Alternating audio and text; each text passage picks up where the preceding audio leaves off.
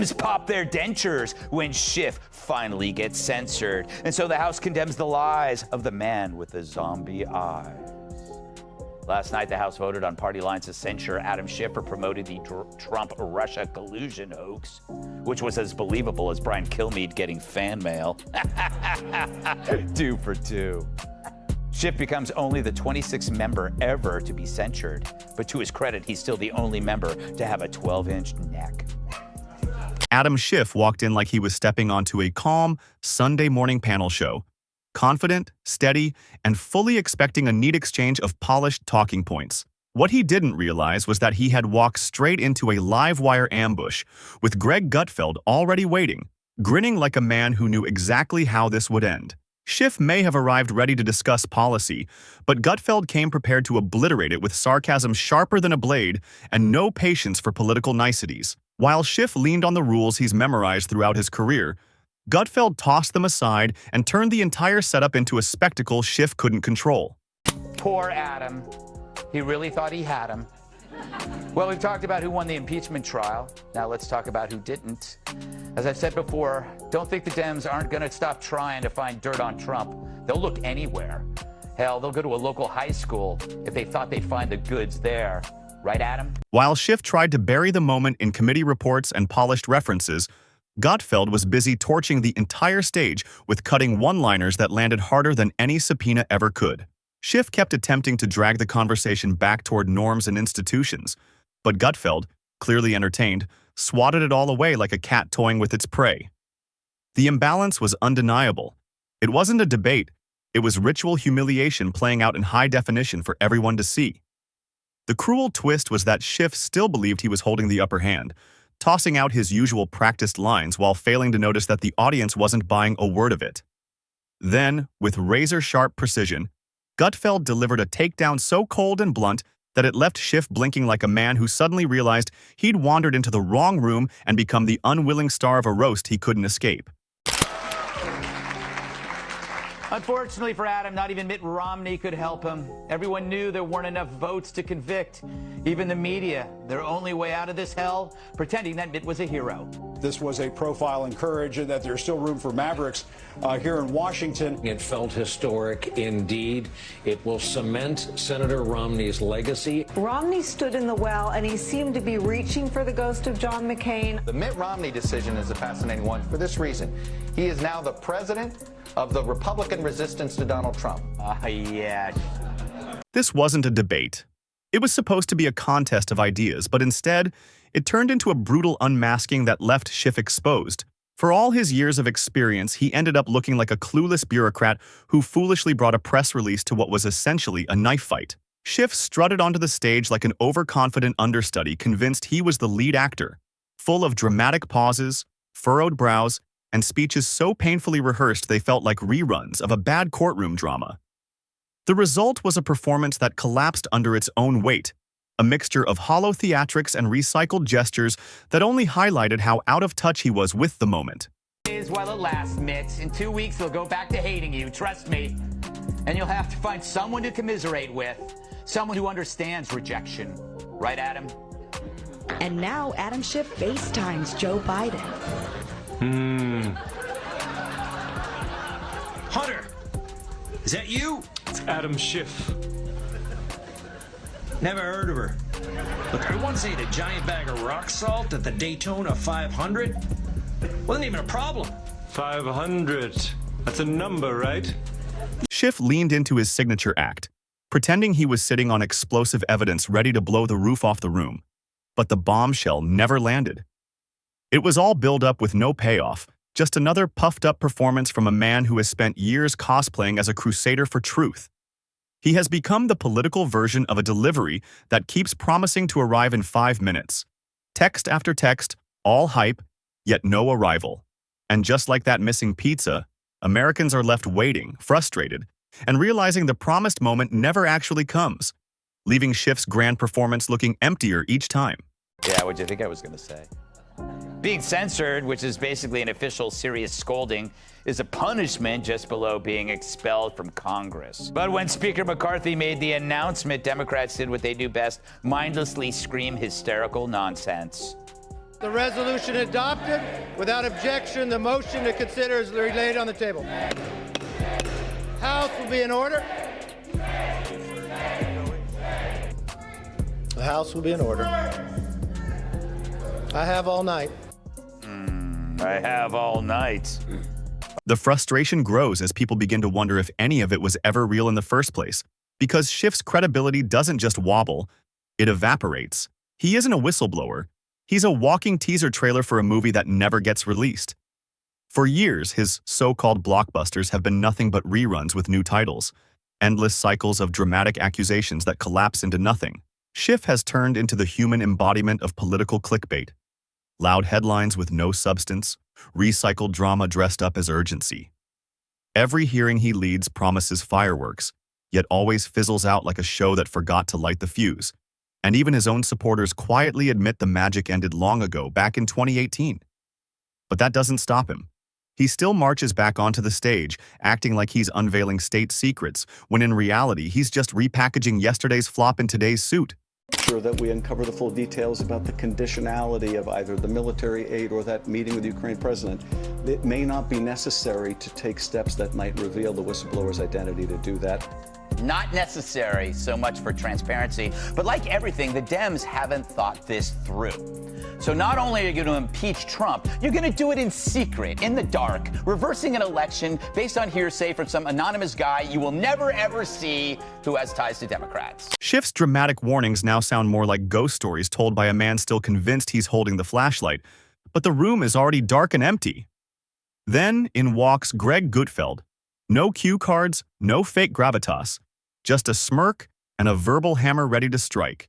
If Schiff is the overworked detective in a second-rate political drama chasing shadows, Gutfeld is the street-smart wisecracker who solves the entire case by roasting the script itself. While Schiff strikes his serious pose, acting as if he's unveiling a national crisis, Gutfeld treats it like fresh stand-up material, and the audience eats it up with laughter. Schiff wants fear, but Gutfeld delivers mockery. And in today's political arena, mockery cuts deeper than panic ever could.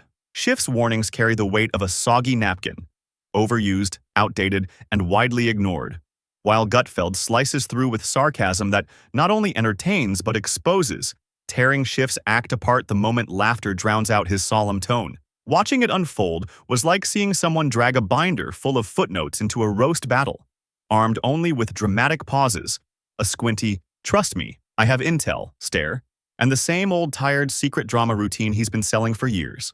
Wouldn't shut up for a party named after democracy itself. They do sure hate it when people vote on stuff. But he did have to go to the front of the chamber known as the well. Think of it as like a walk of shame, and not the kind I did this morning leaving Hemmer's place. I only had one shoe. To discuss this further, we go to the man himself. An audience, no booing. We are a respectful show here. Please welcome Congressman Schiff. How are you? Shame, shame, shame. Shame on you. Oh, yeah. Gutfeld didn't need evidence or polished slides to dismantle Schiff. He relied on sharp wit and an unshakable instinct for calling out nonsense, while Schiff clung desperately to his carefully staged performance. Gutfeld tore it apart in real time with punchlines that landed harder than any late-night monologue. No charts, no citations, just brutal jokes that stripped Schiff of his statesman image and turned him into the very punchline he feared becoming. His entire persona depended on people pretending he was the adult in the room. But the second the crowd started laughing at him instead of nodding along, the illusion shattered completely. Schiff looked like a magician whose trick had been exposed mid-act, arms waving, voice trembling, as the audience laughed at the strings holding up his so-called evidence. He came in chasing gravitas, but left looking like a man so thoroughly roasted you half expected someone to bring marshmallows. And honestly, Schiff made it easy. After years of promising bombshells that turned out to be duds, serving up hype, leaks, and headlines that vanish when the truth is due, the only thing he's truly managed to blow wide open is the public's patience. We knew it would be bad when the Republicans took over, but it's far worse than we expected. Cue the violins, people. But can he promise you this? But I can promise you this. This is not the end of my fight for our democracy. This is just the beginning. Please join us and contribute today. Thank you. Here's my question. How much will it cost for you not to run? The harder Schiff leaned into his dramatic routine, the bigger the target on his back became, practically inviting Gutfeld to strike. And Greg didn't need a briefing book or scripted notes to land his shots. Schiff was handing them to him on a silver platter. Picture it. Schiff mid-sentence wearing that smug, "I know something you don't" expression, trying to channel the authority of a stern professor scolding a class. But instead of respect, the room erupted with laughter. Loud, raw, and unfiltered. That's Gutfeld's brilliance. He refuses to play Schiff's rigid game, flipping the whole board instead.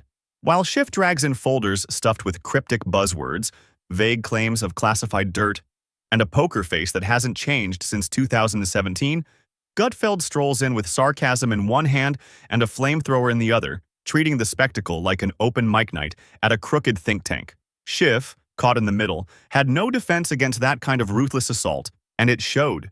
That and the fact that Schiff hasn't blinked since 1992. And he didn't take the news so well. The disgraced Democrat went on TikTok to complain. Behold. Hello, I'm Congressman Adam Schiff with some troubling news. Today, Kevin McCarthy removed me from the House Intelligence Committee, all for doing my job, for holding Trump accountable and standing up to the extreme MAGA Republicans. You can't counter a punchline with a PowerPoint, and you can't out-serious someone who refuses to take you seriously in the first place. The moment the crowd started laughing, Schiff's carefully constructed image began to crumble right in front of him. And the best part was, he didn't even notice. He kept talking, eyes glued to the teleprompter, doubling down on the same tired speech. He was still stuck in an MSNBC slot at 8 o'clock. Every extra word only fueled Gutfeld's fire, turning the segment into a live televised implosion.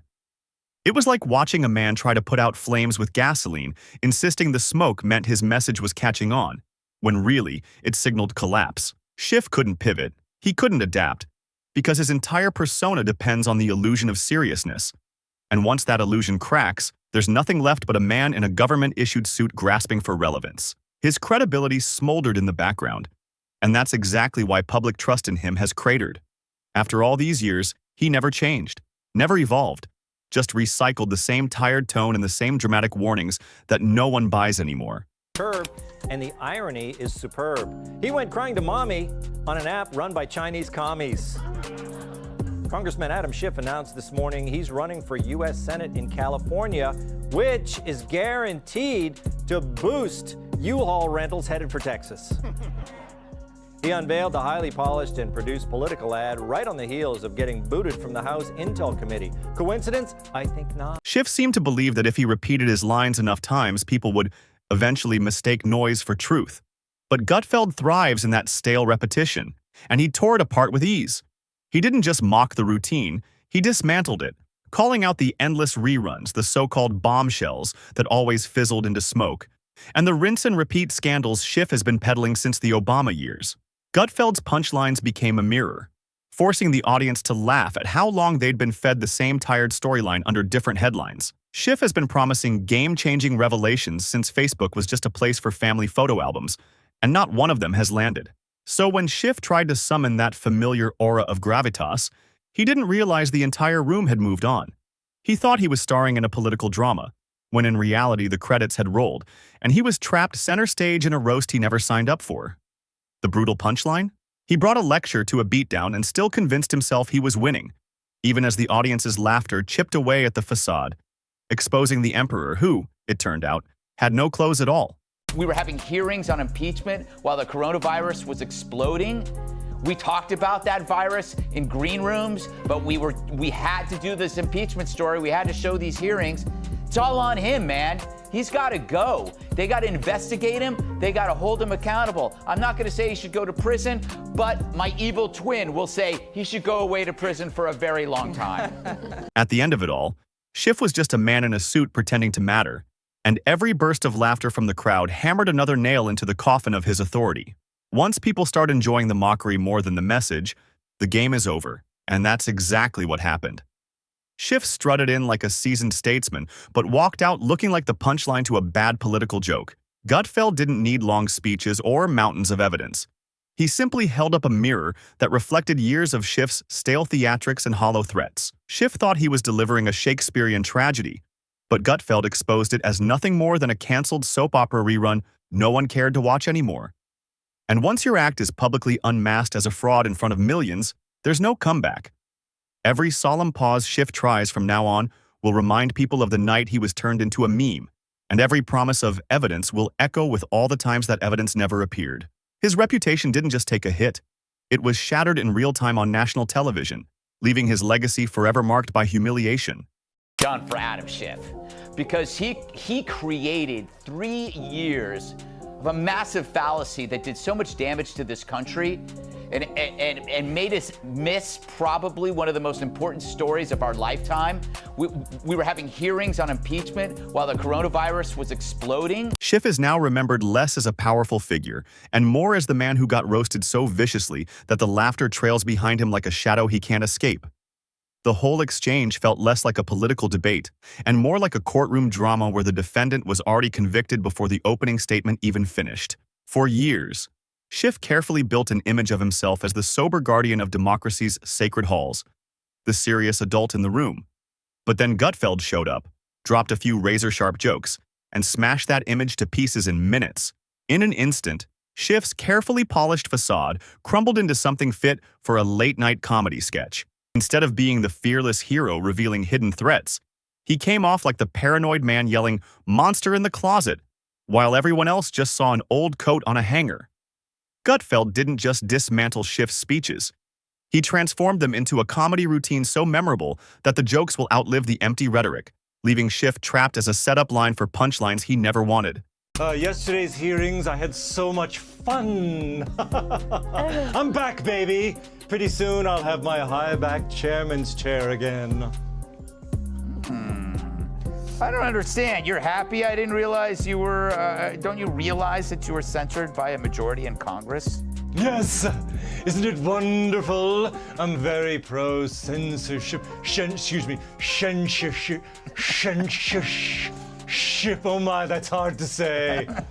The point is, the cameras are on me again, and this time I'm ready for my close-up, Mr. Demille. It all stood as a brutal reminder of how outdated the old style of political theater has become. Schiff still clings to the same tired playbook, convinced that a stern voice and a serious face are enough to earn respect. But that illusion doesn't work anymore. He's not alone. Plenty of politicians still recycle fear-mongering phrases, hint at secret knowledge, and pray the audience buys the act. But comedy cuts straight through those hollow tricks. Gutfeld showed exactly why, because laughter has more power than staged outrage. And Schiff became the ultimate example of what happens when you build an entire career on smoke and mirrors with nothing real behind it. In one clash, he went from being seen as a supposed watchdog of democracy to the living proof that recycled drama collapses the moment someone dares to laugh at it. Troubled by this. Even though I know it's not real, I'm bothered. Finally, Congressman, you're running for an open U.S. Senate seat in California. What's your message to voters who might be skeptical of your agenda? I think you mean my agenda. That's how I say it now. I like the hard G, because that's what I'll do. Do you like impeachment? That's my agenda. Vote for me and I'll do it agenda. And I have one man to thank for all of this. The Orange Man himself. If you excuse me, I'm going to go celebrate with a glass of wine. After this exchange, Schiff didn't walk away as the commanding figure he had imagined. He left as a walking punchline, humiliated by someone who barely even had to try. More than any investigation, headline, or political stunt, this public roasting is the legacy that will stick to him, and no amount of carefully rehearsed speeches will erase it. In the end, Gutfeld's mockery carved deeper than Schiff's warnings ever could, and the image that remains is not of a powerful lawmaker, but of a man reduced to comedy fodder on live television. If you enjoyed watching this takedown unfold, make sure to hit that subscribe button and stay tuned, because moments like this prove that when the curtain falls, the truth doesn't need drama, it just needs a punchline.